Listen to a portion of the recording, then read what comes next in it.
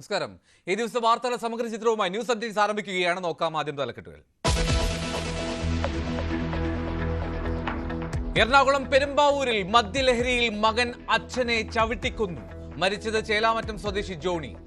മകൻ മെൽജോ അറസ്റ്റിൽ. കൊലപാതകമെന്ന് തെളിഞ്ഞത് പോസ്റ്റ്മോർട്ടം റിപ്പോർട്ട് പുറത്തു വന്നതോടെ.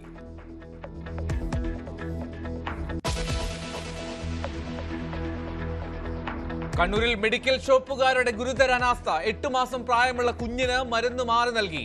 ഡോക്ടർ കുറിച്ച മരുന്നിന് പകരം നൽകിയത് അധിക ഡോസുള്ള മരുന്ന്. കുഞ്ഞിന്റെ കരളിന്റെ പ്രവർത്തനത്തെ ബാധിച്ചുവെന്ന് ഡോക്ടർമാർ. ഖദീജ മെഡിക്കൽസിനെതിരെ നടപടിയുമായി ആരോഗ്യവകുപ്പ്.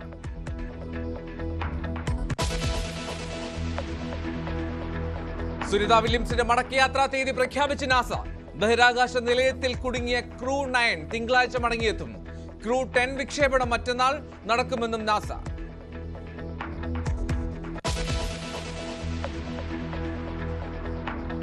നെയ്യാറ്റിൻകരയിൽ തുഷാർ ഗാന്ധിയെ തടഞ്ഞ കേസിൽ 5 പേർ അറസ്റ്റിൽ. പിടിയിലായത് BJP RSS പ്രവർത്തകർ. വിമർശനത്തിൽ നിന്ന് പിന്നോട്ടില്ലെന്ന് തുഷാർ. മതനിരപേക്ഷതയ്ക്കെതിരായ കടന്നുകയറ്റമെന്ന് മുഖ്യമന്ത്രി.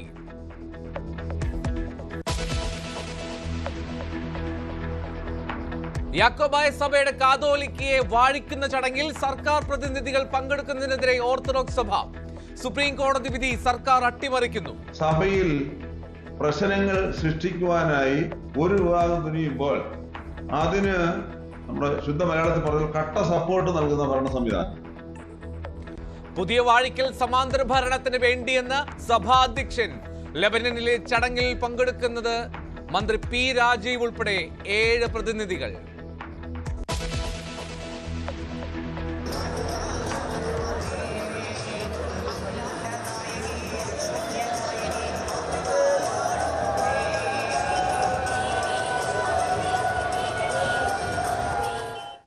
പൊങ്കാല പുണ്യം നുകർന്ന് ഭക്തസഹസ്രങ്ങൾ.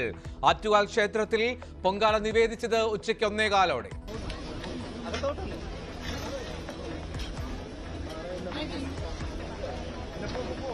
പൊങ്കാലക്കിടയിലും സമരവീര്യവുമായി ആശമാർ. നിവേദ്യം സർക്കാരിന്റെ കണ്ണു തുറപ്പിക്കാനെന്ന് സമരക്കാർ.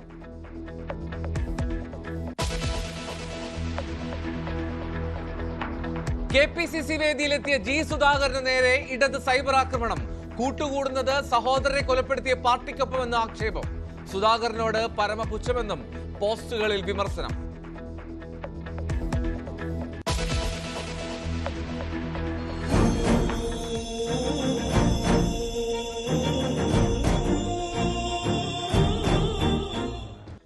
സംസ്ഥാന ബജറ്റ് ലോഗോയിൽ രൂപയുടെ ചിഹ്നം മാറ്റി തമിഴ്നാട്. ദേവനാഗരി ലിപിക്ക് പകരം തമിഴ് അക്ഷരം രൂ ചേർത്തു. ടീസർ പങ്കുവച്ച് MK സ്റ്റാലിൻ. വിമർശനവുമായി BJP.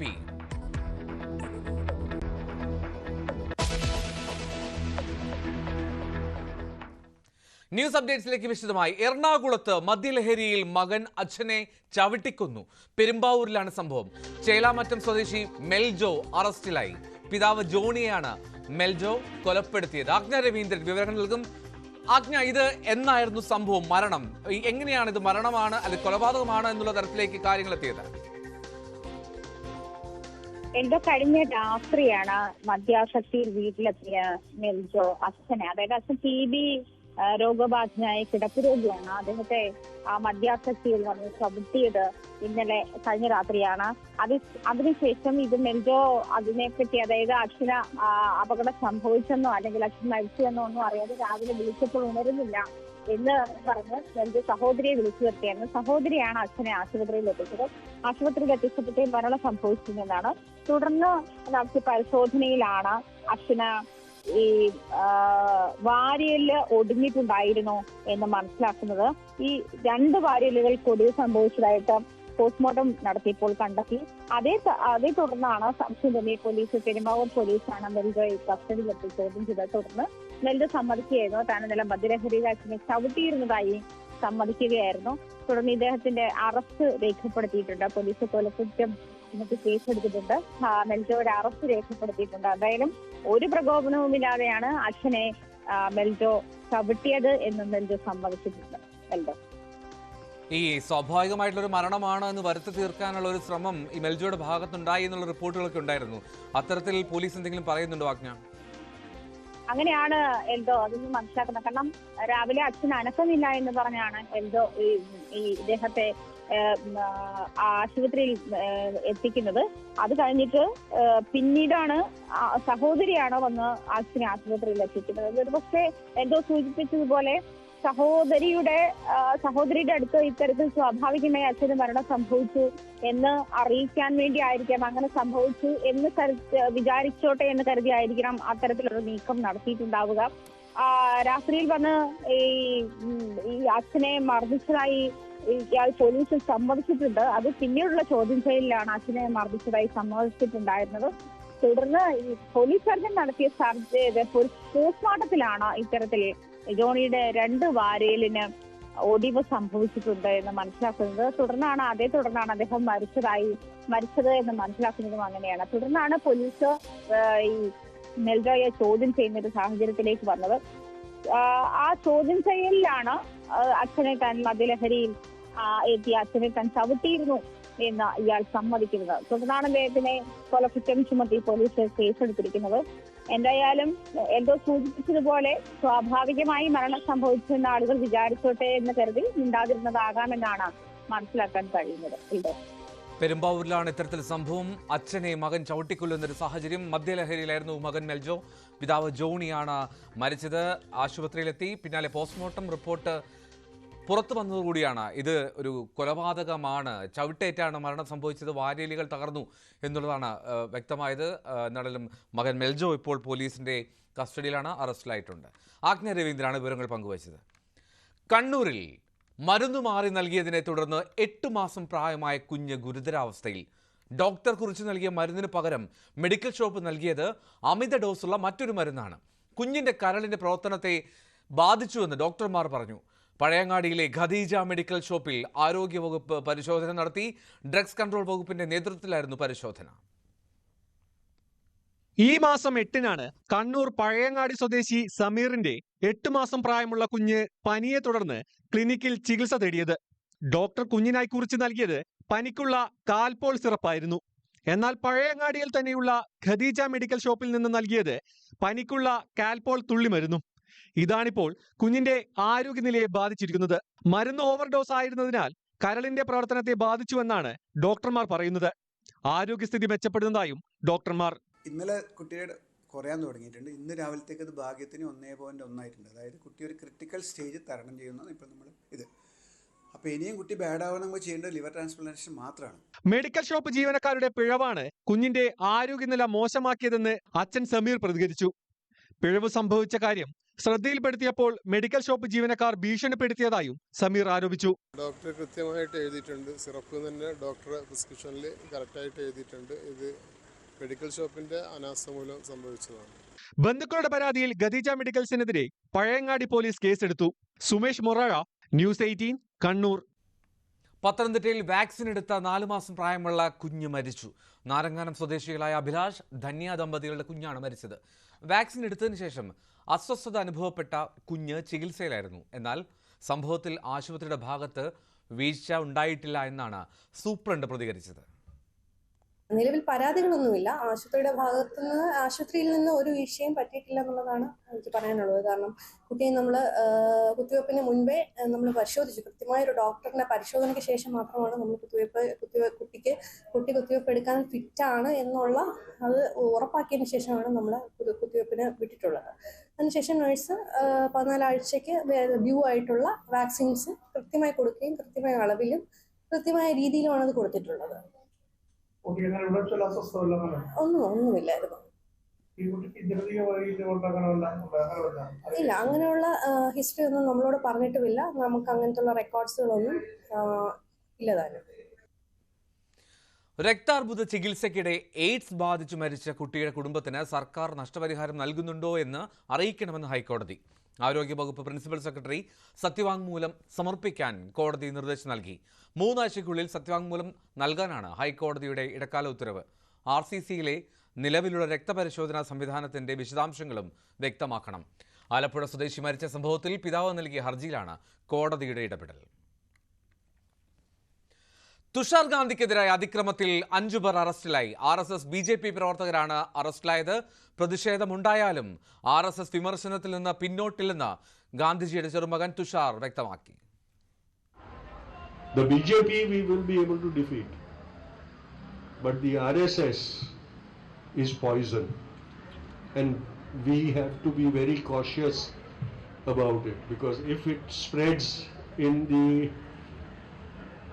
the circulation system of our country.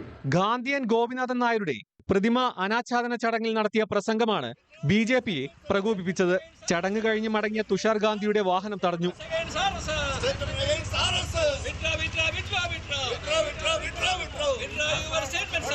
എന്നാൽ പ്രതിഷേധമുണ്ടായാലും RSS വിമർശനം തുടരുമെന്ന് Tushar Gandhi. No, I don't intend to take any legal action. I respect their right to protest. I don't like or I don't respect their methods of protesting, but I respect their right to protest. കേരളത്തിൽ നിന്ന് ഇത്തരമൊരു പ്രതിഷേധം പ്രതീക്ഷിച്ചില്ല. Although I was surprised that it happened in Kerala, I feel that the secular parties in Kerala, the LDF and UDF, have to now wake up to the menace that RSS and BJP poses to the tradition and culture of Kerala, and come together to defeat these separatist forces. Congress Tushar ഗാന്ധിക്ക് സംരക്ഷണം ഒരുക്കുന്നു. മഹാത്മാഗാന്ധിയെയാണ് BJP അപമാനിച്ചതെന്ന് പ്രതിപക്ഷ നേതാവ്. ഗാന്ധിയെ അപമാനിക്കുന്നതിന് തുല്യമാണ്. ഗാന്ധി ഘാതകരെ ആദരിക്കുന്ന ആളുകൾ, ബഹുമാനിക്കുന്ന ആളുകൾ ഗാന്ധി നിന്നയാണ് ഇന്നലെ തുഷാർ ഗാന്ധിയോട് ചെയ്തത്. ഈ കേരളം മുഴുവൻ, കേരളത്തിന്റെ മനസാക്ഷി മുഴുവൻ തുഷാർ ഗാന്ധിയോടൊപ്പം ഉണ്ടാകും എന്ന കാര്യത്തിൽ ആർക്കും ഒരു സംശയം വേണ്ട. എന്നാൽ തുഷാർ ഗാന്ധിക്കെതിരെ നിലപാട് കടുപ്പിക്കുകയാണ് BJP. തുഷാർ മാനസിക രോഗിയാണെന്ന് BJP നേതൃത്വം ആരോപിച്ചു. ന്യൂസ് 18 തിരുവനന്തപുരം. തുഷാർ ഗാന്ധിക്കെതിരായ സംഘപരിവാർ അതിക്രമത്തെ ശക്തമായി അപലപിച്ച് മുഖ്യമന്ത്രി. ഇത്തരം പ്രവണതകൾക്കെതിരെ നിയമപരവും ജനാധിപത്യപരവുമായ നടപടിയുണ്ടാകും. കേരളത്തിലെത്തുന്ന ദേശീയ അന്തർദേശീയ വ്യക്തിത്വങ്ങളുടെ വഴി തടയുന്നത് പോലുള്ള നീക്കങ്ങൾ അനുവദിക്കില്ല. അഭിപ്രായ സ്വാതന്ത്ര്യത്തെ ഹനിക്കുന്ന നടപടി ജനാധിപത്യ സമൂഹത്തിൽ അനുവദിക്കാൻ കഴിയില്ല എന്ന് മുഖ്യമന്ത്രി പറഞ്ഞു. സംസ്ഥാന സർക്കാരിനെതിരെ ഓർത്തഡോക്സ് സഭ. യാക്കോബായ സഭയിലെ കാതോലിക്ക വാഴ്ചയ്ക്ക് സർക്കാർ പിന്തുണ നൽകുന്നതിലാണ് പ്രതിഷേധം. ഈ മാസം 25-ന് ലെബനനിൽ നടക്കുന്ന ചടങ്ങിൽ മന്ത്രി P. രാജീവ് ഉൾപ്പെടെ പങ്കെടുക്കുന്ന സാഹചര്യത്തിലാണ് ഓർത്തഡോക്സ് സഭ നിലപാട് കടുപ്പിക്കുന്നത്. സുപ്രീം കോടതി വിധി അട്ടിമറിക്കുന്നതാണ് യാക്കോബായ സഭയിലെ പുതിയ കാതോലിക്ക ബാവ നിയമനമെന്ന് ഓർത്തഡോക്സ് സഭ ആരോപണം ഉന്നയിച്ചിരുന്നു.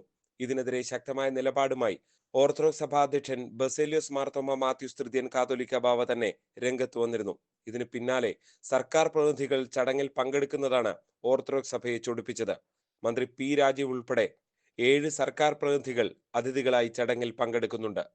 സഭയിൽ പ്രശ്നങ്ങൾ സൃഷ്ടിക്കുവാനായി ഒരു വിഭാഗം തുനിയുമ്പോൾ അതിന് നമ്മുടെ ശുദ്ധ മലയാളത്തിൽ പറഞ്ഞാൽ കട്ട സപ്പോർട്ട് നൽകുന്ന ഭരണ സംവിധാനം, അത് ഒട്ടും മനസ്സിലാകാത്ത രീതിയിലുള്ളതായ കട്ട സപ്പോർട്ട് നൽകുന്ന ഭരണ സംവിധാനമാണ് കേരളത്തിലുള്ളത് എന്നുള്ളതാണ് കാണുന്നതായ കാഴ്ച.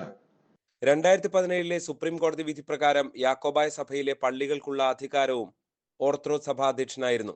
അധികാരം നഷ്ടപ്പെട്ടിട്ടും കാലം ചെയ്ത തോമസ് പ്രഥമൻ ബാവയ്ക്ക് പകരം പുതിയ ആളെ നിയമിക്കുന്നത് സമാന്തര ഭരണത്തിന് വേണ്ടിയാണ് എന്നാണ് ഓർത്തഡോക്സ് സഭ ചൂണ്ടിക്കാട്ടുന്നത്. യാക്കോബായ സഭയുമായി ഏറെ അടുത്തു നിൽക്കുന്നത് കൊണ്ട് തന്നെ ചടങ്ങിൽ നിന്ന് വിട്ടുനിൽക്കാൻ സർക്കാർ തീരുമാനമെടുക്കില്ല എന്നുറപ്പാണ്. ഓർത്തഡോക്സ് സഭയും സർക്കാരും തമ്മിലുള്ള അന്തരം കൂടുകയും ചെയ്യുന്നു. G Sreejith, News 18 Kottayam. K Radhakrishnan എംപിക്ക് ED നോട്ടീസ്. കരുവന്നൂർ കേസിലാണ് ഹാജരാകാൻ നോട്ടീസ്. EDയുടെ കൊച്ചി ഓഫീസിൽ ഹാജരാകണം. ആജ്ഞ രവീന്ദ്രൻ വിവരങ്ങൾ നൽകും. ആജ്ഞ, എന്നത്തേക്കാണ് ഹാജരാകാനുള്ള നിർദ്ദേശം? യഥാർത്ഥത്തിൽ ഇന്നലെ ആയിരുന്നു ഹാജരാകേണ്ടത്. പക്ഷേ കെ രാധാകൃഷ്ണൻ നോട്ടീസ് കൈപ്പറ്റിയത് ഇന്നാണ്. അതുകൊണ്ട് തന്നെ അതിന് മറുപടി നൽകിയ ശേഷം ED വീണ്ടും സമൻസ് അയക്കുമെന്നാണ് മനസ്സിലാക്കാൻ കഴിയുന്നത്. കരുവന്നൂർ കള്ളപ്പണ ഇടപാടോ കേസിൽ ചോദ്യം ചെയ്യലിനാണ് കെ രാധാകൃഷ്ണനോട് ഹാജരാകാൻ ED ആവശ്യപ്പെട്ടിട്ടുള്ളത്. കൊച്ചിയിലെ ഓഫീസിൽ ഹാജരാകണമെന്ന് ആവശ്യപ്പെട്ടിട്ടുള്ളത്. ഈ നോട്ടീസ് കൈപ്പറ്റിയതിന്റെ കാലതാമസം മൂലം ഈ ഡേറ്റ് കൃത്യമായി ഇനിയും ഫിക്സ് ചെയ്തിട്ടില്ല. കാരണം ഈ രാധാകൃഷ്ണൻ മറുപടി നൽകിയ ശേഷമായിരിക്കും അതിൽ വീണ്ടും കൃത്യമായ ഡേറ്റ് തീരുമാനിച്ച ശേഷം ഇഡി വീണ്ടും അറിയിക്കുന്ന ഒരു സാഹചര്യം ഉണ്ടായിരുന്നത്. അത് മാത്രമല്ല, തൃശൂർ ജില്ലാ സെക്രട്ടറി ആയിരുന്നു ആ സമയത്ത്, CPM ജില്ലാ സെക്രട്ടറി ആയിരുന്നു രാധാകൃഷ്ണൻ. ഈ കരുവന്നൂർ ബാങ്കുമായുള്ള CPM ബന്ധം, അതുപോലെ CPM പാർട്ടി അക്കൗണ്ടുമായി ബന്ധപ്പെട്ട പണമിടപാടുകൾ തുടങ്ങിയ കാര്യങ്ങളിൽ കൂടുതൽ വ്യക്തത വരുത്തുന്നതിനാണ് ചോദ്യം ചെയ്യലെന്നാണ് മനസ്സിലാക്കാൻ കഴിയുന്നത്. ആ കാലഘട്ടത്തിലെ കണക്കുകൾ സംബന്ധിച്ച വിവരങ്ങൾ തേടാനാണ് ED രാധാകൃഷ്ണനെ ചോദ്യം ചെയ്യാൻ വിളിപ്പിച്ചിട്ടുള്ളതെന്ന് മനസ്സിലാക്കാൻ കഴിയുന്നത്. ഇതുമായി ബന്ധപ്പെട്ട് നിലവിലുള്ള ജില്ലാ സെക്രട്ടറി KV അബ്ദുൽ ഖാദറിനെ ED മുമ്പ് ചോദ്യം ചെയ്തിട്ടുണ്ട്. കരുവന്നൂർ കേസന്വേഷണത്തിന്റെ അവസാന ഘട്ടത്തിലാണ് ഇപ്പോൾ ED. K. രാധാകൃഷ്ണൻ MPക്ക് ED ഹാജരാകാൻ നോട്ടീസ് നൽകിയതിന്റെ വിശദാംശങ്ങളാണ് ആജ്ഞ പങ്കുവച്ചത്. പൊങ്കാല അർപ്പിച്ച് ഭക്തസഹസ്രങ്ങൾ.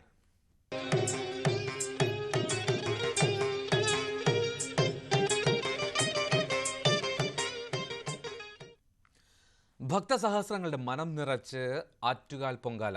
ഇഷ്ടനിവേദ്യമായ ശർക്കര പായസവും തെരളിയും മണ്ടപ്പുറ്റും ആറ്റുകാലമ്മയ്ക്ക് സമർപ്പിച്ചാണ് നാടിന്റെ നാനാഭാഗങ്ങളിൽ നിന്നെത്തിയ വിശ്വാസികൾ മടങ്ങിയത്. ഇന്നെല്ലാവരും ഇന്നത്തെ ദിവസം സമന്മാരാണ്.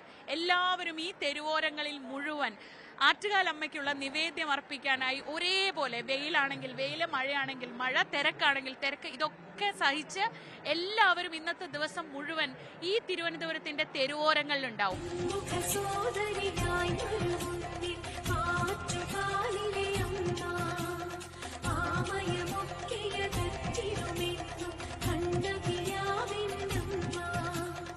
പ്രാർത്ഥനകളും സ്വപ്നങ്ങളും പ്രതീക്ഷകളുമായി തലസ്ഥാനത്ത് സംഗമിച്ച ലക്ഷക്കണക്കിന് സ്ത്രീകൾക്ക് നിർവൃതി.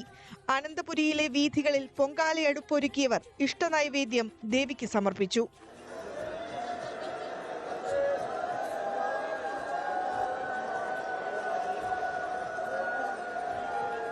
രാവിലെ ശുദ്ധപുണ്യാഹത്തിന് ശേഷമാണ് പൊങ്കാല ചടങ്ങുകൾക്ക് തുടക്കമായത്.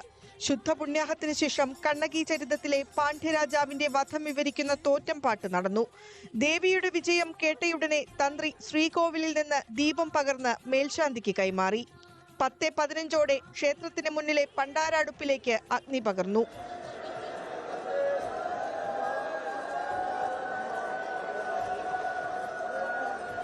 ഓരോ തവണയും ആറ്റുകാൽ പൊങ്കാലയുടെ പേരും പെരുമയും കൂടുകയാണ്. കഴിഞ്ഞ തവണത്തേക്കാൾ കൂടുതൽ ഭക്തരുടെ പങ്കാളിത്തത്തോടെയാണ് ഇത്തവണ ആറ്റുകാൽ പൊങ്കാല നടന്നത്. ഉച്ചയ്ക്ക് 1:15 പൊങ്കാല നൈവേദ്യം. ഈ സമയം വായുസേന ആകാശത്ത് പുഷ്പവൃഷ്ടി നടത്തി.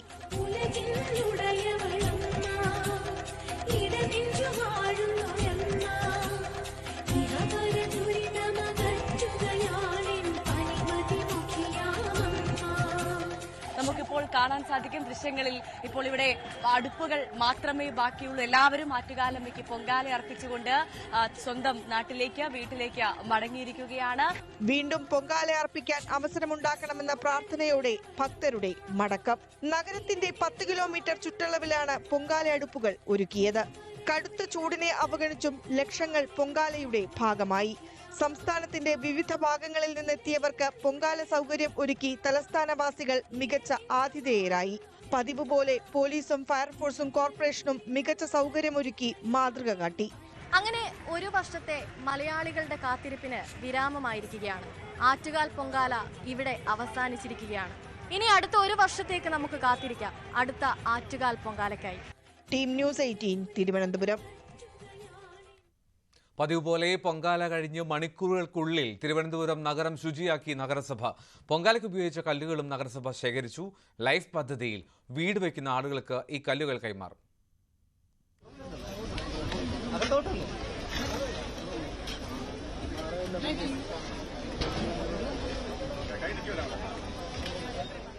ആറ്റുകാൽ ക്ഷേത്ര പരിസരത്ത് മേയർ ആര്യ രാജേന്ദ്രൻ ശുചീകരണ പ്രവർത്തനങ്ങൾക്ക് തുടക്കം കുറിച്ചു. പിന്നെ 3000-ലധികം തൊഴിലാളികൾ നഗരത്തിന്റെ മുക്കിലും മൂലയിലും ഒരേ സമയം ശുചീകരണത്തിനിറങ്ങി.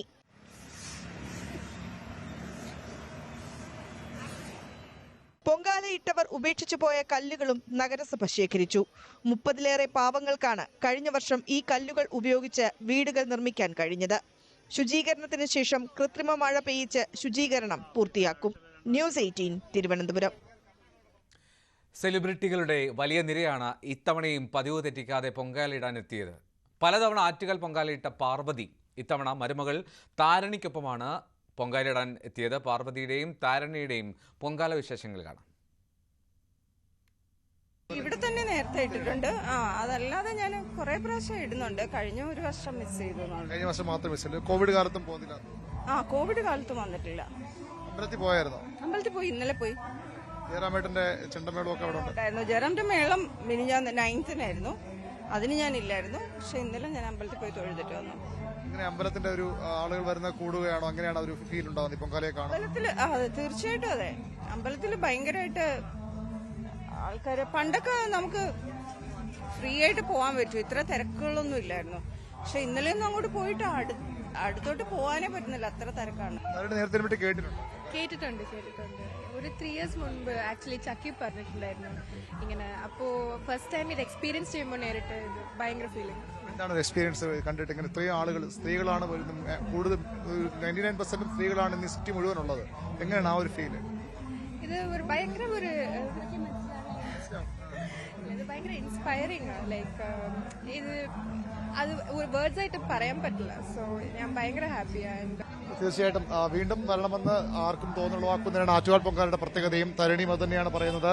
പാർവതിയാണെങ്കിൽ പലതവണ ആറ്റുകാൽ പൊങ്കാല ഇട്ടിട്ടുള്ള ആളുമാണ്. ഏതായാലും പൊങ്കാല നഗരം നിറഞ്ഞ സ്ത്രീകളൊന്നും തന്നെ പറയുന്നത് പൊങ്കാലയാണ്. എല്ലായിടത്തും വീടുകളിലും, നേരത്തെയൊക്കെ റോഡുകളിൽ മാത്രമേ, ഇപ്പം വീടുകളും എല്ലാ പ്രദേശങ്ങളിലും പൊങ്കാല വ്യാപിക്കുകയാണ്. ഇത്തവണയും പതിവ് തെറ്റിച്ചില്ല ചിപ്പി. എല്ലാ വർഷവും നമ്മൾ ചിപ്പിയുടെ പൊങ്കാല വിശേഷങ്ങൾ കാണാറുണ്ട്. ഇത്തവണയും ചിപ്പി പതിവ് തെറ്റിക്കാതെ പൊങ്കാലയിടാനെത്തി. ചേച്ചി, ഇതിപ്പോ പൊങ്കാല ചിപ്പി എന്നൊരു പേരടക്കം വന്നു കഴിഞ്ഞു. ആ പേര് നിങ്ങൾ ഇട്ടതാണ്, അത് ഞാൻ പറയാം. ഇതിപ്പോ എത്രാമത്തെ വർഷം? ഒരുപാട് വർഷം ഞാൻ അങ്ങനെ നോക്കിയിട്ടില്ല. ഒരു 20+ 70 മേലെ എന്തായാലും ആയിട്ടുണ്ടാവും. ഈ വർഷം എന്താ സ്പെഷ്യൽ? എന്താണ് അമ്മയ്ക്ക് ഈ വർഷം? സ്പെഷ്യൽ അല്ല, പായസമാണ്. എല്ലാവരും ഇടുന്ന പോലെ തന്നെ പായസം, വെള്ളച്ചോറ്, പയറ് ഒക്കെയാണ് ചെയ്യുന്നത്. പിന്നെ ഒരുപാട് പ്രാർത്ഥനകൾ. പുതിയ മൂവിയുടെ റിലീസുണ്ട്. അപ്പൊ അതുകൊണ്ട് തുടരുംന്റെ റിലീസുണ്ട്. അപ്പം അതിന് വേണ്ടിയിട്ടും ഒക്കെ ഉള്ള പ്രാർത്ഥനയിൽ വന്നിരിക്കുകയാണ്. ചേച്ചി, എല്ലാ തവണ ചേച്ചി ഇവിടെയാണ് പൊങ്കാല. അതെന്താ ഇവിടെ സെലക്ട് ചെയ്തത്? എനിക്ക് ഇവിടെ ക്ഷേത്രത്തിന് അടുത്താണല്ലോ. എനിക്ക് ഇവിടെ നമുക്കിപ്പോൾ സിറ്റിയിൽ എല്ലായിടത്തും ഉണ്ട്. ഇപ്പം എൻ്റെ വീടിൻ്റെ അടുത്തും ഒക്കെ പൊങ്കാല എല്ലാവരും ഇടുന്നുണ്ട്. പക്ഷെ എനിക്ക് എന്നാലും കുറച്ചും കൂടെ അമ്മയുടെ അടുത്ത് വന്നിടുമ്പോൾ ഒരിഷ്ടം. തുടരുംന്റെ പ്രത്യേകത എന്തൊക്കെയാണ്? എന്താ ഞങ്ങൾ എങ്ങനെയാണ് തിയേറ്ററിലോട് പോകേണ്ടത്? എന്തുകൊണ്ടാണ്? നിങ്ങൾ തീർച്ചയായിട്ടും കാണണം. കണ്ടിട്ട് എന്നെ വിളിച്ച് പറയും എന്താണെന്ന്.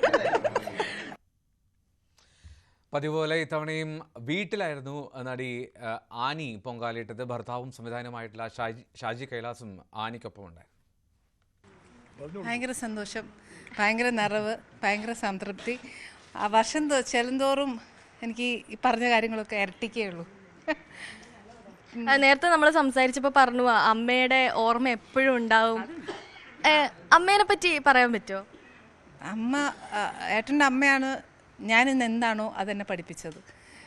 ഫാമിലി നോക്കാനായാലും ശരി, പാചകത്തിലായാലും ശരി, ഒരു കുടുംബിനി എങ്ങനെ ആവണം എന്നായാലും ശരി, എന്നൊക്കെ ഞാൻ എൻ്റെ ലൈഫിൽ പഠിച്ചിട്ടുണ്ടോ അതെല്ലാം അമ്മ പഠിപ്പിച്ചതാണ്. എന്തൊക്കെയാണ് ഇത്തവണത്തെ വിഭവങ്ങൾ?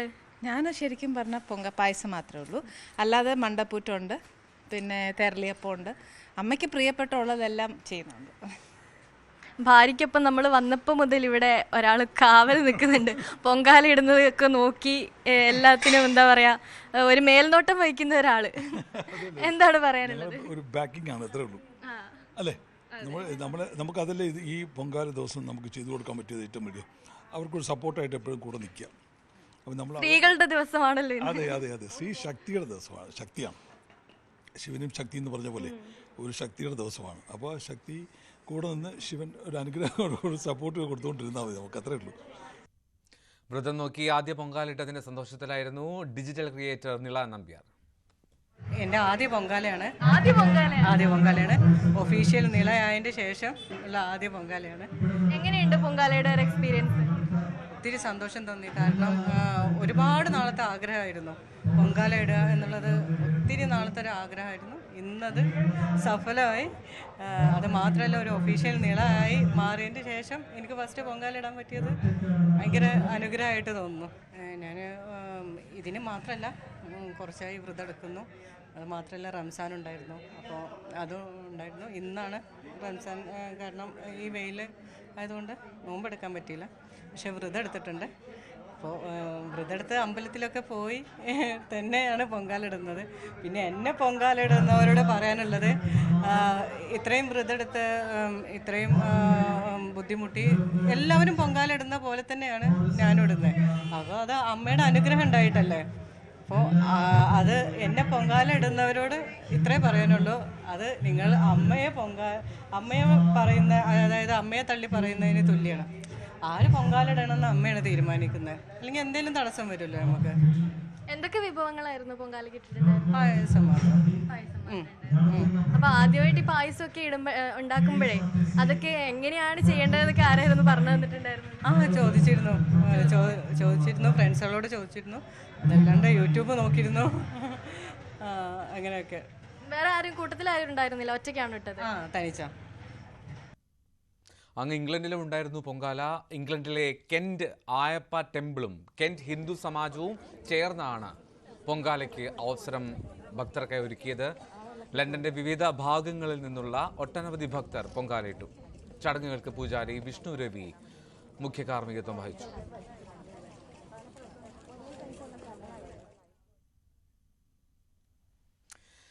സെക്രട്ടേറിയറ്റിന് മുന്നിലെ സമരപ്പന്തലിൽ പൊങ്കാലയിട്ടു ആശാവർക്കർമാർ. സമരത്തിന്റെ 32ാം ദിവസമായിരുന്നു ഇന്ന്. സർക്കാരിന്റെ കണ്ണു തുറപ്പിക്കാനാണ് ഈ പൊങ്കാലയെന്ന് ആശാവർക്കർമാർ പറഞ്ഞു. എല്ലാ വർഷവും പൊങ്കാലയിടുന്ന പലരും സെക്രട്ടേറിയറ്റ് മുന്നിൽ പ്രതിഷേധ സമരത്തിലാണ്. പ്രതിഷേധത്തിനിടയിലും പതിവ് തെറ്റിക്കാതെ ആശമാർ പൊങ്കാലയിട്ടു. ഞങ്ങൾക്ക് പ്രതിഷേധം കൊണ്ട് ഉള്ളിൽ ഞങ്ങളുടെ സങ്കടങ്ങളെല്ലാം കടിച്ചമർത്തിക്കൊണ്ട് ചിരിച്ച മുഖത്തോടെ പൊങ്കാലയിടും. ഞങ്ങൾ ഇന്ന് സമരത്തിൽ വന്നിട്ട് 32 ദിവസമായി. ഇതുവരേക്കും നമ്മുടെ പിണറായി സർക്കാരിന് ഒരു മനസ്സലിവ് ഇതുവരേക്കും തോന്നിയിട്ടില്ല. ഐക്യദാർഢ്യം അറിയിച്ച് ഇന്നും നിരവധി പേരെത്തി. കേന്ദ്രത്തിൽ നിന്ന് കിട്ടിയാലേ ആശമാർക്ക് പണം നൽകൂ എന്ന സമീപനമാണ് സംസ്ഥാന സർക്കാരിനെന്ന് സുരേഷ് ഗോപി. എല്ലാം ഇങ്ങോട്ട് കൊടുക്കണം, അവര് കൊടുക്കും. പക്ഷെ ഇങ്ങോട്ട് കൊടുത്താലേ കൊടുക്കൂ, അത് ന്യായം.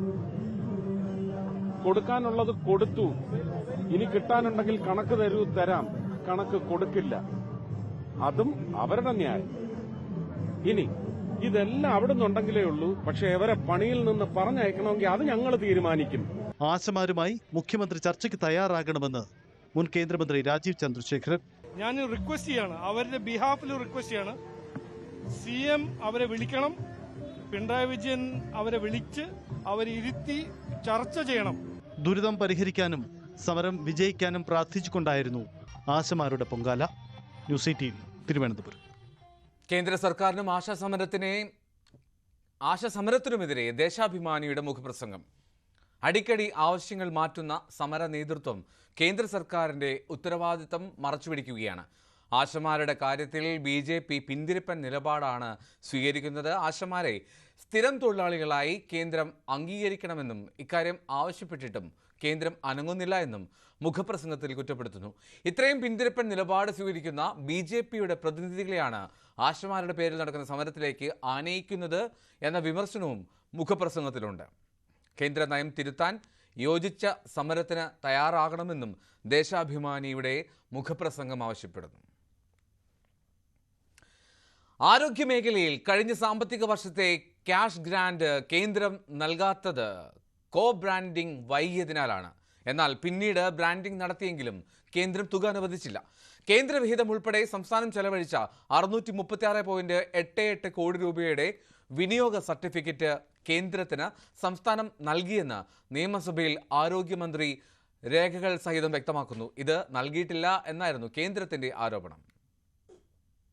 സംസ്ഥാനത്തെ ആരോഗ്യ കേന്ദ്രങ്ങൾക്ക് കേന്ദ്രം നിർദ്ദേശിക്കുന്ന പേരിടണമെന്ന് ആരോഗ്യ മന്ത്രാലയം 2018 ആദ്യം ആവശ്യപ്പെട്ടത്.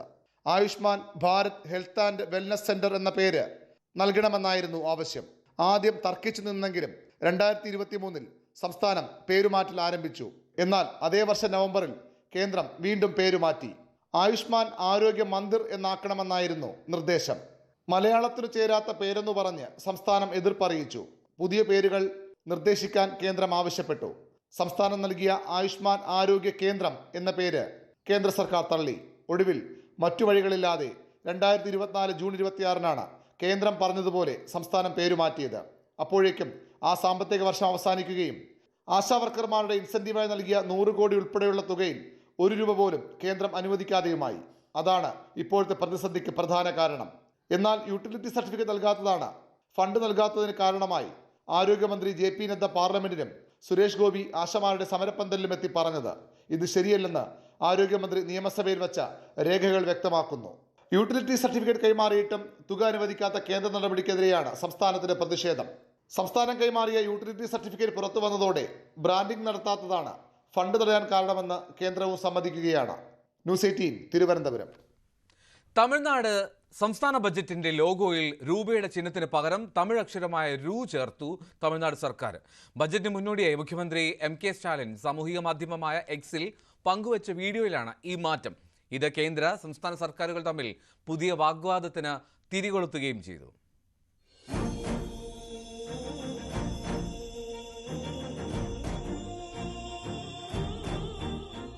ത്രിഭാഷാ നയത്തിൽ തമിഴ്നാട് സർക്കാരും കേന്ദ്ര സർക്കാരും തമ്മിലുള്ള ഭിന്നത രൂക്ഷമായിരിക്കെയാണ് പുതിയ വിവാദം.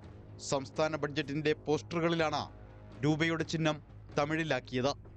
ദേവനാഗരി ലിപിയിലെ രാ എന്ന അക്ഷരമാണ് തമിഴ് ലിപിയിലേക്ക് മാറ്റിയത്. 2025-26 വർഷത്തേക്കുള്ള ബഡ്ജറ്റ് വെള്ളിയാഴ്ച തമിഴ്നാട് നിയമസഭയിൽ അവതരിപ്പിക്കും. ബജറ്റിന്റെ ടീസർ തമിഴ്നാട് മുഖ്യമന്ത്രി MK സ്റ്റാലിൻ എക്സിൽ പങ്കുവച്ചു. സമൂഹത്തിലെ എല്ലാ വിഭാഗങ്ങൾക്കും പ്രയോജനപ്പെടുന്ന രീതിയിൽ തമിഴ്നാടിന്റെ വികസനം ഉറപ്പാക്കാൻ എന്ന കുറിപ്പോടെയാണ് സ്റ്റാലിൻ ടീസർ പങ്കുവച്ചത്. ദ്രവീഡിയൻ മാതൃക, TN ബഡ്ജറ്റ് 2025 എന്നിങ്ങനെയാണ് പോസ്റ്റിലെ ഹാഷ്ടാഗുകൾ. കറൻസി ചിഹ്നത്തിലെ മാറ്റം ആരോപണ പ്രത്യാരോപണങ്ങൾക്ക് വഴിവെച്ചു.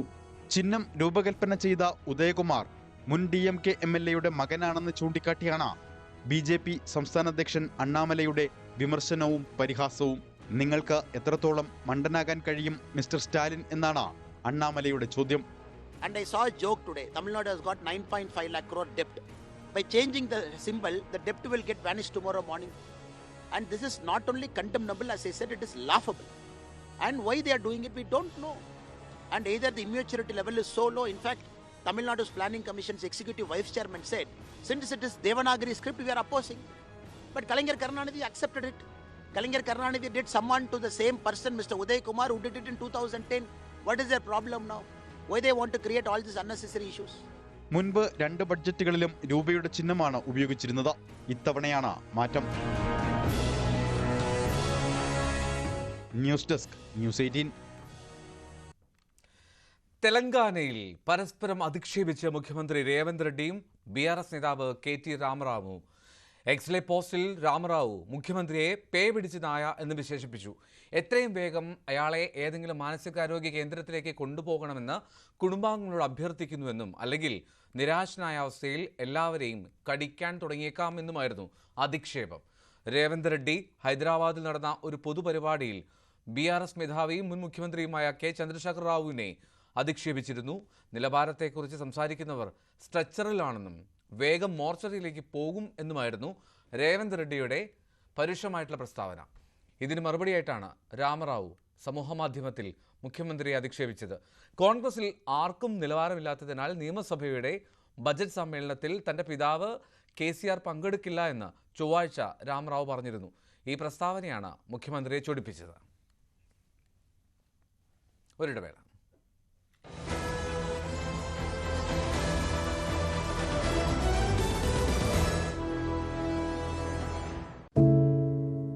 മാധ്യമപ്രവർത്തക എന്ന നിലയ്ക്ക് ഇപ്പോൾ ഏറ്റവും കൂടുതൽ കൈകാര്യം ചെയ്യേണ്ടി വരുന്നത് ലഹരിയുമായി ബന്ധപ്പെട്ട വാർത്തകളാണ്. കൊച്ചുകുട്ടികൾ മുതൽ യുവാക്കൾ വരെ എല്ലാവരും ഉൾപ്പെട്ടിരിക്കുന്ന ലഹരിയുടെ ഒരു വല. എന്താണ് നമ്മുടെ യുവതലമുറയ്ക്ക് സംഭവിക്കുന്നത് എന്നൊക്കെ എല്ലാവരും ചോദിച്ചു കാണും. പക്ഷേ അവരുടെ പ്രശ്നങ്ങളെ, അത് കുട്ടികൾ മുതൽ യുവാക്കൾ വരെ, അവരുടെ പ്രശ്നങ്ങളെ കേൾക്കുന്നതിന്, മനസ്സിലാക്കുന്നതിന്, ഒരു പരിഹാരം പറയുന്നതിന് മുതിർന്നവരായ നമുക്ക് എത്രമാത്രം കഴിയുന്നുണ്ട്? അവരിൽ ഉണ്ടാകുന്ന ചെറിയ മാറ്റങ്ങൾ നമ്മൾ തിരിച്ചറിയാറുണ്ട്. അവരുടെ ചുറ്റുമുള്ളത് ഒരു മായാലോകമാണ്. സോഷ്യൽ മീഡിയയുടെ, വീഡിയോ ഗെയിമുകളുടെ, സിനിമയുടെ, വാർത്തയുടെ വലിയ വിവരശേഖരത്തിന്റെ ലോകം. ആ ലോകത്തിനകത്ത് കുരുങ്ങിപ്പോകുന്ന കുട്ടികളെ തിരിച്ച് യഥാർത്ഥ ജീവിതത്തിലേക്ക്, മണ്ണിന്റെ മണമുള്ള ജീവിതത്തിലേക്ക് തിരിച്ചു കൊണ്ടുവരാൻ നമുക്കും കഴിയേണ്ടതല്ലേ? അവരെ കേൾക്കാൻ, അവരിൽ ഉണ്ടാകുന്ന മാറ്റങ്ങൾ തിരിച്ചറിയാൻ, അവരുടെ പ്രശ്നങ്ങൾക്ക് പരിഹാരം കാണാൻ നമുക്ക് മാത്രമേ കഴിയൂ. ചേർത്ത് പിടിക്കാം നമ്മുടെ കുട്ടികളെ. ലഹരിയുടെ വലയിൽ കുരുങ്ങാതെ അവരെ കാത്തുരക്ഷിക്കാം.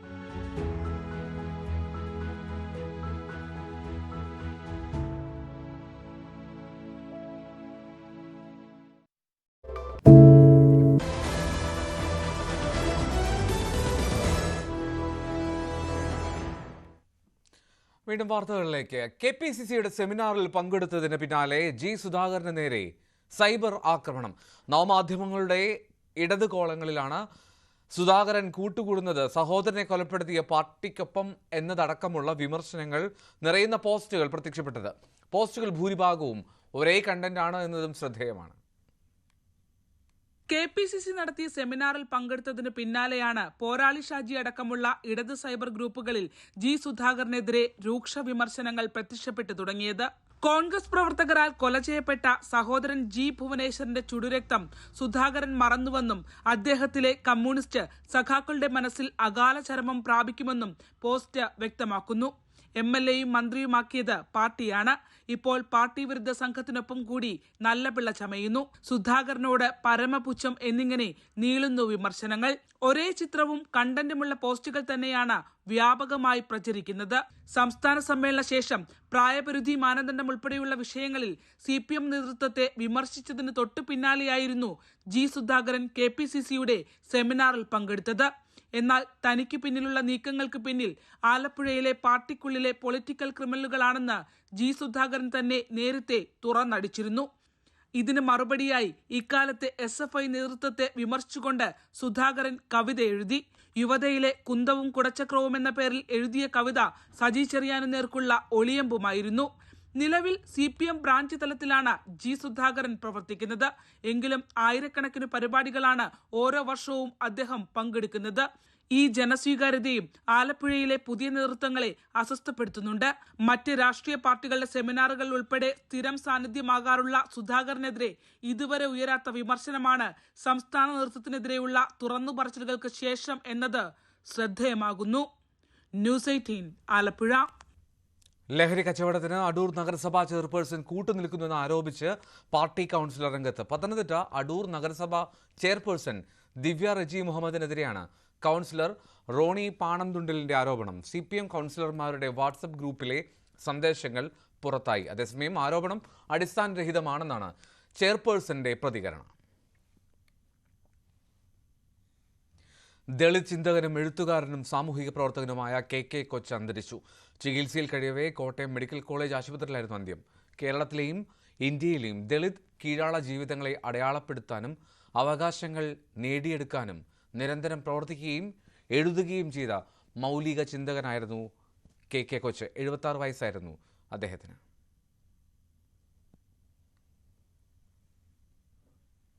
മുണ്ടക്കൈ ചൂരൽമല പുനരധിവാസത്തിന് ഹാരിസൺസിന്റെ നെടുമ്പാല എസ്റ്റേറ്റ് തൽക്കാലം ഏറ്റെടുക്കില്ല എന്ന് സർക്കാർ ഹൈക്കോടതിയിൽ. പുനരധിവാസത്തിനായി ആദ്യഘട്ടത്തിൽ ഏറ്റെടുക്കുക എൽസ്റ്റൺ എസ്റ്റേറ്റ് മാത്രമായിരിക്കും. ആദ്യഘട്ടത്തിൽ 215 കുടുംബങ്ങളെ പുനരധിവസിപ്പിക്കാനുള്ള ഭൂമി മതിയാകുമെന്നും സർക്കാർ വ്യക്തമാക്കുന്നു. ഇതിന്റെ അടിസ്ഥാനത്തിലാണ് നെടുമ്പാല എസ്റ്റേറ്റ് തൽക്കാലം ഏറ്റെടുക്കില്ല എന്ന് സർക്കാർ ഡിവിഷൻ ബെഞ്ചിനെ അറിയിച്ചത്. പുനരധിവാസമടക്കമുള്ള കാര്യങ്ങളിൽ സർക്കാർ സ്വീകരിച്ച നടപടികളിൽ പ്രതിഷേധവുമായി മുണ്ടക്കൈ ചൂരൽമല ദുരന്തബാധിതർ. കലക്ടറേറ്റിന് മുന്നിൽ നടന്ന സമരത്തിൽ 100 കണക്കിന് ആളുകളാണ് പങ്കെടുത്തത്.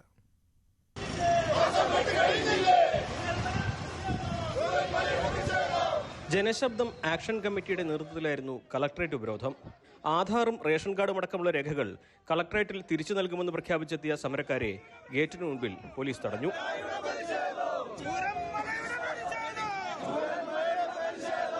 താൽക്കാലിക വീടിന് വാടക പോലും ലഭിക്കാതെ ദുരിതം അനുഭവിക്കുകയാണെന്ന് ദുരന്തബാധിതർ. ഞങ്ങൾ പഴയ വില്ലേജ് റോഡിൽ പകുതിയോളം ആൾക്കാർ ഇങ്ങനെ അനുഭവിക്കുന്നുണ്ട്. കാരണം അവരൊക്കെ വാടകയും കിട്ടാതായിട്ടുണ്ടെങ്കിൽ ആകെ അടങ്ങാറാവുകയാണ്. ഒക്കെ ചെറിയ മക്കളുള്ളവരൊക്കെ ഉണ്ട്. ഞങ്ങൾ ഒത്തുകൂടിയിട്ടുണ്ട്. ഞങ്ങൾ എത്രയോ വട്ടം ഇവിടെ കലക്ടർ ഓഫീസിൽ വന്നിട്ടുണ്ട്.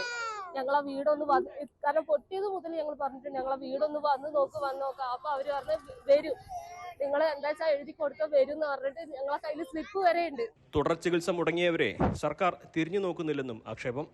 അത്തിച്ചോട് എന്ന് പറയുന്ന ആ സ്ഥലം വരെയുള്ള തോട് ശ്രദ്ധിക്കണം എന്നാ പറഞ്ഞിട്ടുള്ളത്. 2 തോട്ടിലൂടെയും വരും. പക്ഷെ മത്തായി സാറ് കുറ്റി അടിച്ചപ്പോ നമ്മളെ ഭാഗത്ത് സേഫ് ആയിട്ടാണ് ഇപ്പൊ കിടക്കുന്നത്. ഇനി അടുത്ത മഴയത്ത് അറിയാം ഞങ്ങൾ സേഫ് ആണോ അല്ലേ എന്നുള്ളത്. പുനരധിവാസ പട്ടികയിൽ ഉൾപ്പെടാത്ത സ്കൂൾ റോഡിലെയും പടവെട്ടിക്കുന്നിലെയും റാട്ടപ്പടി, മുണ്ടക്കൈപ്പാടി എന്നിവിടങ്ങളിലെയും ആളുകളെ ലിസ്റ്റിൽ ഉൾപ്പെടുത്തണമെന്നാണ് പ്രധാന ആവശ്യം. 10 സെന്റ് ഭൂമിയിൽ വീട് നിർമ്മിക്കണമെന്നും മുടങ്ങിക്കിടക്കുന്ന 300 രൂപ വിതരണം പുനരാരംഭിക്കണമെന്നും സമരക്കാർ ആവശ്യപ്പെടുന്നുണ്ട്. ന്യൂസ് 18 വയനാട്.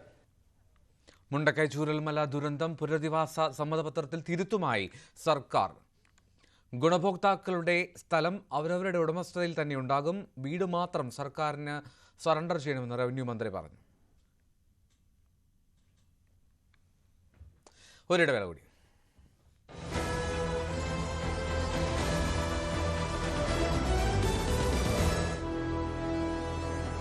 KSFE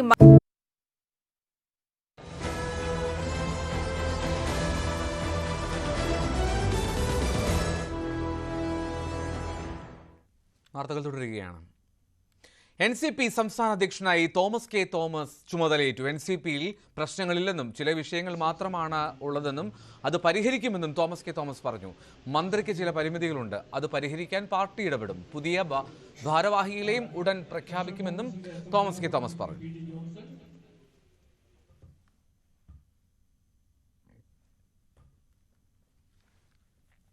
റവന്യൂ വകുപ്പിനെ രൂക്ഷമായി വിമർശിച്ച് ഇടുക്കി CPM ജില്ലാ സെക്രട്ടറി CB വർഗീസ്.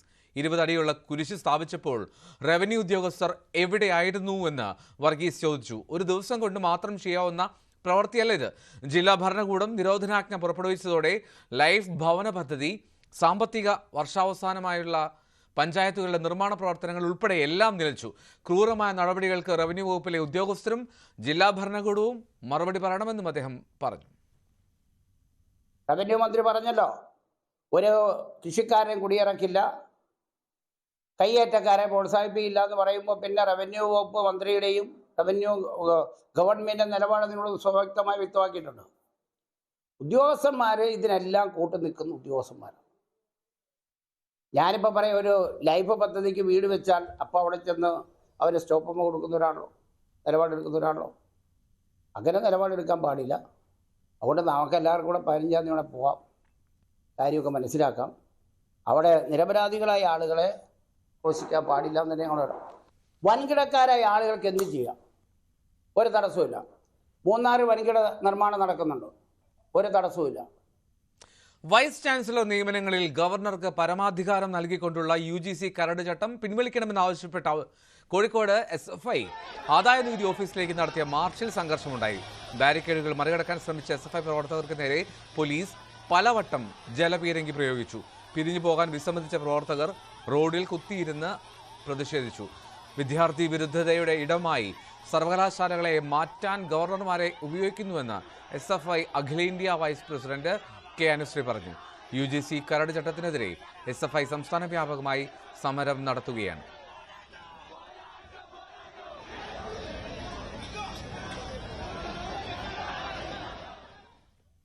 കണ്ണൂർ ആറളം ഫാമിൽ വീണ്ടും കാട്ടാനാക്രമണം. ചെത്തുതൊഴിലാളിക്ക് പരിക്കേറ്റു. അമ്പലക്കണ്ടി സ്വദേശി PK പ്രസാദിനാണ് കാട്ടാനയുടെ ആക്രമണത്തിൽ വാരിയലുകൾക്ക് പരിക്കേറ്റത്. ഇന്നലെ കള്ള് ചെത്താൻ പോയി തിരികെ എത്തിയിരുന്നില്ല അദ്ദേഹം. ഇത് പുലർച്ചെ മറ്റ് ചെത്തുതൊഴിലാളികൾ ജോലിക്കെത്തിയപ്പോഴാണ് പരിക്കേറ്റ നിലയിൽ പ്രസാദിനെ കണ്ടത്.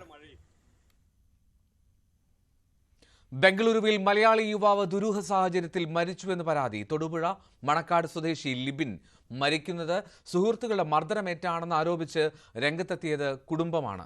വർഷങ്ങളായി ബംഗളൂരുവിൽ ജോലി ചെയ്തിരുന്ന ലിബിന് എന്താണ് സംഭവിച്ചത് എന്ന് വ്യക്തമാകണമെന്ന് കുടുംബം ആവശ്യപ്പെടുന്നു. തലയോട്ടി പൊട്ടി തലച്ചോറിന് ഗുരുതര ക്ഷതമേറ്റ നിലയിൽ ഞായറാഴ്ചയാണ് ലിബിനെ ബംഗളൂരുവിലെ സ്വകാര്യ ആശുപത്രിയിൽ എത്തിക്കുന്നത്. കുളിമുറിയിൽ തലയടിച്ചു വീണെന്നാണ് ഒപ്പമുണ്ടായിരുന്ന സുഹൃത്തുക്കൾ ലിബിന്റെ കുടുംബത്തോടും ആശുപത്രിയിലും പറഞ്ഞത്. എന്നാൽ ലിബിന്റെ തലയിൽ ആഴത്തിലുണ്ടായ മുറിവ് വീഴ്ചയിൽ ഉണ്ടാകാൻ ഇടയില്ലെന്നും ശക്തമായ അടിയോ ക്ഷതമോ ഏറ്റിട്ടുണ്ടെന്നും ഡോക്ടർമാർ ബന്ധുക്കളെ അറിയിച്ചു. കോമ അവസ്ഥയിലായ ലിബിൻ ബുധനാഴ്ചയാണ് മരിച്ചത്. ഒപ്പം താമസിച്ച കാഞ്ഞിരപ്പള്ളി സ്വദേശികളായ സഹോദരങ്ങൾ തമ്മിൽ ശനിയാഴ്ച രാത്രി ഉണ്ടായ തർക്കത്തിൽ ഇടപെട്ട ലിബിന് മർദ്ദനമേറ്റെന്നാണ് കുടുംബം പറയുന്നത്.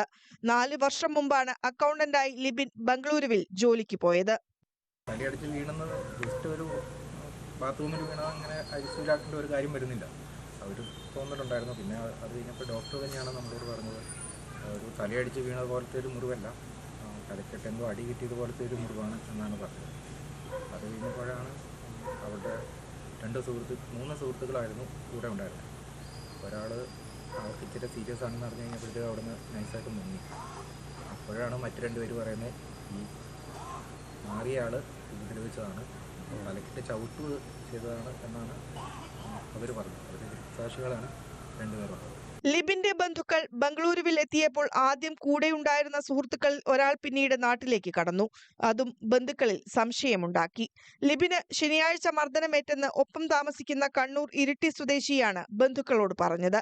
ലിബിന്റെ മരണത്തിൽ ദുരൂഹത ആരോപിക്കുന്ന കുടുംബം ബംഗളൂരു പോലീസിൽ പരാതി നൽകി.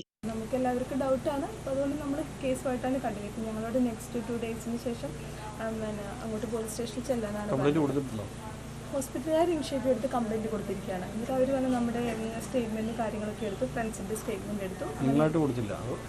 ഞങ്ങളായിട്ട് അതിൽ പാർട്ടിസിപ്പേറ്റ് ചെയ്തിട്ടില്ല. കാരണം ഞങ്ങളുടെ ഇതും പറഞ്ഞു കഴിഞ്ഞപ്പം എല്ലാവർക്കും ടോട്ടലി അതൊരു ഡൗട്ട്ഫുൾ ആയ കാര്യമായി.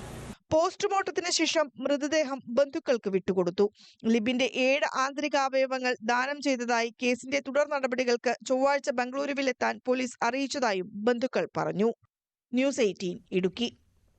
പാലക്കാട് ജോൾസനെ പൂജയ്ക്കെന്ന പേരിൽ വീട്ടിലേക്ക് വിളിച്ചു വരുത്തി ഹണി ട്രാപ്പിൽ കുടുക്കിയെന്ന് പരാതി. സംഭവത്തിൽ 2 പ്രതികൾ പിടിയിലായി. മഞ്ചേരി സ്വദേശി മൈമുന, നല്ലേപ്പള്ളി സ്വദേശി എസ് ശ്രീജേഷ് എന്നിവരാണ് പിടിയിലായത്. വീട്ടിലെത്തിയതും ജോൾസിനെ അസഭ്യം പറഞ്ഞ് മുറിയിലേക്ക് കൂട്ടിക്കൊണ്ടുപോവുകയും മർദ്ദിച്ച് വിവശനാക്കുകയും ചെയ്തു. നഗ്നയായി മുറിയിലെത്തിയ മൈമുനയെ ജോൾസിനൊപ്പം നിർത്തി ഫോട്ടോയും വീഡിയോയും ചിത്രീകരിച്ചു. ജോൾസിന്റെ കഴുത്തിലുണ്ടായിരുന്ന 4.5 പവൻ വരുന്ന സ്വർണ്ണമാലയും ഇവർ കവർന്നുവെന്നും പരാതിയിലുണ്ട്. രാജ്യാന്തര ബഹിരാകാശ നിലയത്തിൽ കുടുങ്ങിക്കിടക്കുന്ന ഇന്ത്യൻ വംശജയായ ബഹിരാകാശ യാത്രിക സുനിത വില്യംസിന്റെ മടക്കയാത്ര അതിന്റെ തീയതി പ്രഖ്യാപിച്ച് നാസ. സുനിതയും ബുച്ച് വിൽമോറും തിങ്കളാഴ്ച മടങ്ങും. ഇന്ത്യൻ സമയം വൈകിട്ട് 6:35 ക്രൂ 9 ദൗത്യസംഘം നിലയത്തിൽ നിന്നും പുറപ്പെടുക. കാലാവസ്ഥയും മറ്റ് സാഹചര്യവും കണക്കിലെടുത്ത് സമയത്തിലും തീയതിയിലും ഒരുപക്ഷെ മാറ്റം വന്നേക്കാമെന്നും നാസ മുന്നറിയിപ്പ് നൽകുന്നുണ്ട്. ഇന്ന് രാവിലെ സാങ്കേതിക പ്രശ്നങ്ങളെ തുടർന്ന് ക്രൂ 10 വിക്ഷേപണം മാറ്റിവെച്ചിരുന്നു. അത് ഇന്ത്യൻ സമയം മറ്റന്നാൾ പുലർച്ചെ 4:56 നടക്കുമെന്നാണ് അറിയിപ്പ്. ന്യൂസ് അപ്ഡേറ്റ്സ് ഇവിടെ പൂർണ്ണമാകുന്നു. അതിനു മുമ്പ് കമന്റ് തൊഴിലാളിയുമായി എസ് ലല്ലു ചേരും.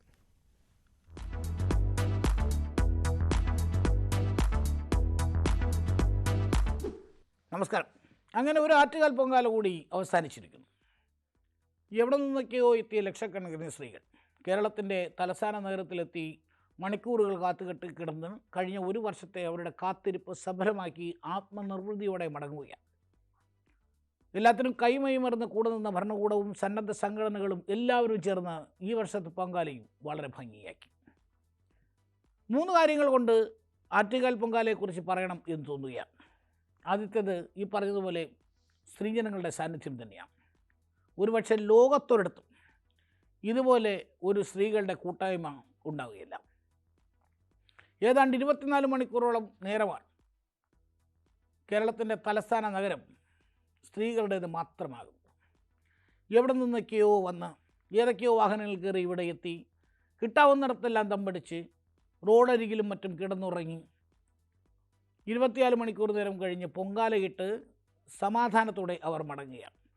സ്വയം നിയന്ത്രിതമായ അച്ചടക്കവും ചിട്ടയും ആരും പ്രത്യേക നിർദ്ദേശങ്ങളൊന്നും കൊടുക്കാതെ തന്നെ അവർ വരുന്നു, അവരാഗ്രഹിച്ച കാര്യം നടക്കുന്നു, തിരിച്ചു പോകുന്നു. നിർഭയരായി നടക്കാം, ഷോപ്പിംഗ് ചെയ്യാം, ഭക്ഷണം കഴിക്കാം, ഒരു ശല്യവുമില്ല. ഒരു പക്ഷേ ഈ പറഞ്ഞതുപോലെ ലോകത്തൊരിടത്തും ഇതുപോലൊരു കൂട്ടായ്മ ഉണ്ടാവില്ല. സത്യം പറഞ്ഞാൽ ഈ വനിതാ ദിനമൊക്കെ ആറ്റുകാൽ പൊങ്കാല ദിവസമാക്കി പ്രഖ്യാപിക്കേണ്ടതാണ് അല്ലേ? കാരണം ഇതുപോലെ മനോഹരമായൊരു കാഴ്ച, വനിതകളുടെ ഒരു ശാക്തീകരണം ലോകത്ത് വേറെ എവിടെയാണ് നമുക്ക് കാണാൻ കഴിയുക. രണ്ടാമത്തത് ഈ ആറ്റുകാൽ പൊങ്കാല നടക്കുന്ന സമയമാണ്. അതായത് ഈ മുസ്ലിം മതവിശ്വാസികൾ റംസാൻ നോമ്പ് അനുഷ്ഠിക്കുന്ന സമയം, ക്രിസ്ത്യൻ മതവിശ്വാസികൾക്ക് ഇത് 50 നോമ്പിൻ്റെ കാലമാണ്. അങ്ങനൊരു വല്ലാത്തൊരു ആധ്യാത്മിക അനുഭൂതികളിലൂടെ എല്ലാവരും കടന്നു പോകുന്ന ഒരു സമയത്താണ് ആറ്റുകാൽ പൊങ്കാല കൂടി വരുന്നത്. തിരുവനന്തപുരം നമുക്കറിയാം, അമ്പലങ്ങളുടെയും പള്ളികളുടെയും എല്ലാം നഗരമാണ്. ആറ്റുകാലിൽ നിന്ന് കിലോമീറ്ററുകൾ ദൂരേക്ക് അടുപ്പുകൾ നിരക്കുന്നു. തലേന്ന് തന്നെ ഇവിടെ എത്തുന്ന സ്ത്രീജനങ്ങൾ അവർ കാത്തിരിക്കുന്നത് പൊങ്കാല നിവേദിക്കാൻ വേണ്ടിയാണ്. അവർ തമ്പടിക്കുന്ന ഇടങ്ങൾ നിങ്ങൾ നോക്കണം. പാളയത്ത് മുസ്ലിം പള്ളി, ക്രിസ്ത്യൻ പള്ളി, മണക്കാട് മുസ്ലിം പള്ളി, തിരുവനന്തപുരം നഗരത്തിൽ തന്നെ എത്രയോ പള്ളികളുണ്ട്. ഈ പള്ളികളെല്ലാം ഹൃദയവും വാതിലും തുറന്ന് ഈ ഭക്തരായ മുഴുവൻ സ്ത്രീജനങ്ങളെയും സ്വീകരിക്കുകയാണ്. റംസാൻ നോമ്പ് സമയമായതുകൊണ്ട് ആഹാരം കൊടുക്കാൻ കഴിയില്ലല്ലോ എന്ന് ദുഃഖിക്കുന്ന മുസ്ലിം പള്ളികളിലെ ഭാരവാഹികളെ കഴിഞ്ഞ ദിവസം കണ്ടു. അത് സാരമില്ല, നിങ്ങൾ തരുന്ന സ്നേഹമാണ് ഏറ്റവും വലുത് എന്ന് പറയുന്ന വിശ്വാസികളെയും കഴിഞ്ഞ ദിവസം കണ്ടു. എന്തൊരു മനോഹരമായ കാഴ്ചയാണ്. പാളയംപള്ളിയിൽ കോമ്പൗണ്ടിലെല്ലാം ഈ പൊങ്കാല കഴിഞ്ഞ് വെയിൽ കൊള്ളാതെ സ്ത്രീകൾ വിശ്രമിക്കുന്ന കാഴ്ച. മണക്കാട് പള്ളിയിലടക്കം പള്ളി ഹാളൊക്കെ തുറന്നിട്ട് കൊടുത്ത് അവർക്ക് വിശ്രമം ഒരുക്കുന്ന കാഴ്ച. ഇന്ത്യയിൽ വേറെ എവിടെയെങ്കിലും ഇതുപോലെ ഒരു കാഴ്ച കാണാൻ കഴിയുമോ എന്ന് സംശയമാണ് കേരളത്തിലല്ലാതെ. എന്തുകൊണ്ട് ദൈവത്തിൻ്റെ സ്വന്തം നാട് എന്നൊക്കെ പറയുന്നു എന്ന് ചോദിച്ചാൽ കാണിച്ചു കൊടുക്കാൻ പറ്റിയ ഒരു കാഴ്ച. പിന്നെ ഈ അപരമത വിദ്വേഷം മാത്രം ഇക്കാലത്തും വിളമ്പുന്ന PC ജോർജിമാരും ചില വക്കീലന്മാരും ഒക്കെ കാണാൻ വേണ്ടി ഈ കാഴ്ച ഒന്നുകൂടി അവരെ ഒന്ന് ഓർമ്മിപ്പിക്കണം, അല്ലെ അവരൊന്ന് ഈ കാഴ്ച ഒന്ന് കാണണം. പിന്നെയും നിങ്ങൾ അപരമത വിദ്വേഷമൊക്കെ പറഞ്ഞുകൊണ്ട് നടക്കുകയാണെങ്കിൽ അത് നിങ്ങളുടെ വിവരമില്ലായ്മ എന്ന് മാത്രമേ പറയാനുള്ളൂ. മൂന്നാമത് ഒരു അല്പം പേഴ്സണലാണ് എന്ന് വേണമെങ്കിൽ പറയാം. മൂന്നാമത്തെ കാര്യം, ഇപ്പോഴും കേരളത്തിൽ പലരും വിശ്വസിക്കുകയും ചിരിക്കുകയും ആസ്വദിക്കുകയും ഒക്കെ ചെയ്യുന്നൊരു ചൊല്ലുണ്ട്. തെക്കനെയും മൂർഖനെയും ഒരുമിച്ച് കണ്ടാൽ ആദ്യം തെക്കനെ തല്ലിക്കൊല്ലണം എന്നാണ്. ആറ്റുകാൽ പൊങ്കാല ദിവസം ഈ പറഞ്ഞ ചൊല്ല് ഇപ്പോഴും ആസ്വദിക്കുകയും വിശ്വസിക്കുകയും ചെയ്യുന്ന മനുഷ്യരുണ്ടെങ്കിൽ ആറ്റുകാൽ പൊങ്കാല ദിവസം വെറുതെ ഒന്ന് തിരുവനന്തപുരത്തേക്ക് വരണം. അല്ലെങ്കിൽ ആറ്റുകാൽ പൊങ്കാല നടക്കുന്ന ആ ദിവസങ്ങളിൽ സ്വന്തം വീടുകളൊക്കെ എവിടെ നിന്നോ വരുന്ന ഈ മനുഷ്യർക്ക് വേണ്ടി തുറന്നിട്ട് കൊടുക്കുകയാണ്. വീടുകളും ഓഫീസുകളും സ്ഥാപനങ്ങളും എന്ന് വേണ്ട സകല വാതിലുകളും അവർക്കായി തുറന്നിട്ട് കൊടുക്കുകയാണ്. സ്വന്തം വീട് പോലെ അവർക്ക് ഉപയോഗിക്കാൻ കഴിയുന്ന തരത്തിലേക്ക് മാറുകയാണ്. വിശ്രമിക്കാൻ സ്ഥലം കൊടുക്കുന്നു, ആഹാരം കൊടുക്കുന്നു, വെള്ളം കൊടുക്കുന്നു. ഇത്രയും ആതിഥ്യ മര്യാദ വേറെ എവിടെ കാണാനാണ് കൂട്ടുകാരാ? എന്നിട്ടും ഇപ്പോഴും തെക്കനെ കുറ്റം പറയുന്നവരിടത്ത് പോടേ പോടേ എന്ന് മാത്രമേ നമുക്ക് പറയാനുള്ളൂ. അപ്പോൾ കാണാം.